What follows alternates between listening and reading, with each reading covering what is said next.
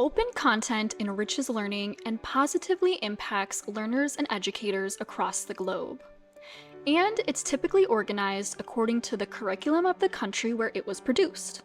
But when educators need to use open learning materials created elsewhere, sorting through large quantities of materials and aligning them to their own curricular standards can be time-consuming and resource-intensive.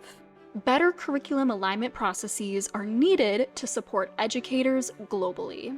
These are especially impactful during the onset of new emergencies or crises where rapid support is needed, such as for refugee learners and during school closures, as took place during COVID-19. Curriculum alignment helps the students, it motivates the students to learn and also their performance. Many of the students who cannot afford to buy the textbooks, they are assured that the resources are available in the ICT.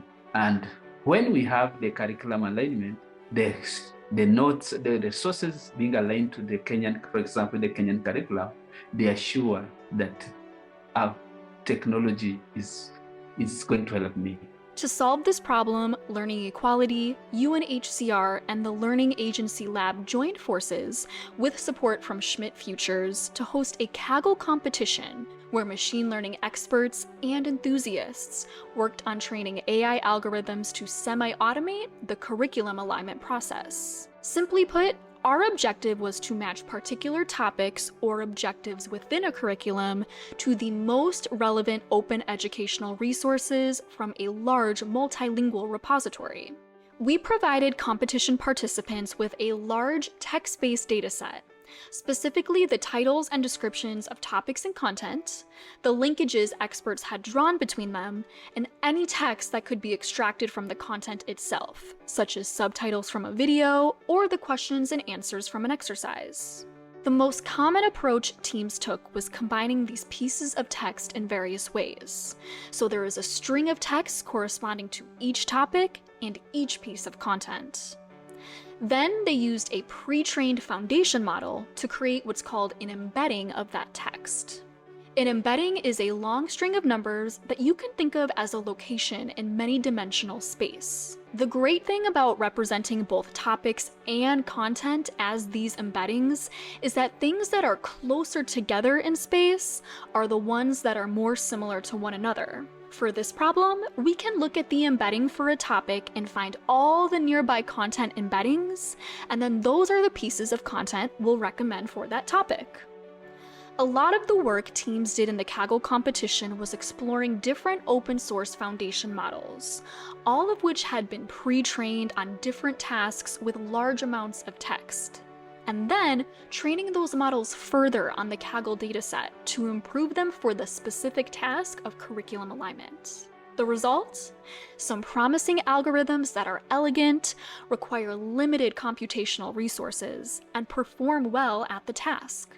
So my solution hopefully can automatically retrieve high quality educational content which are relevant to the topics that teachers are looking for. And it should free up some space, some time from the teachers, because otherwise they have to do such process manually. But for computer, it is just a matter of seconds.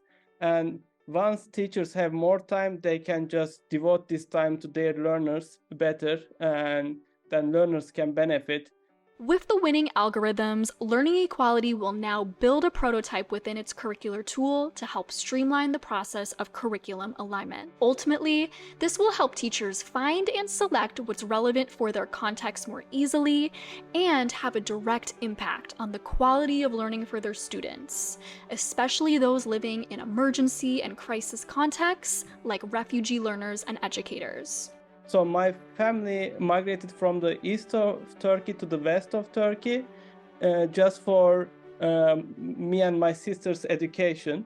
In 1999, we had a big earthquake, and because of the earthquake, we couldn't go into our houses, and so schools got postponed. So we couldn't go to school. Everybody was staying in a tent, and several months ago we had another big earthquake. Now it is the same issue with other kids. It is a very big challenge to pursue education in such conditions. I would like to thank the Learning Equality team and all other stakeholders for organizing the Kaggle competition.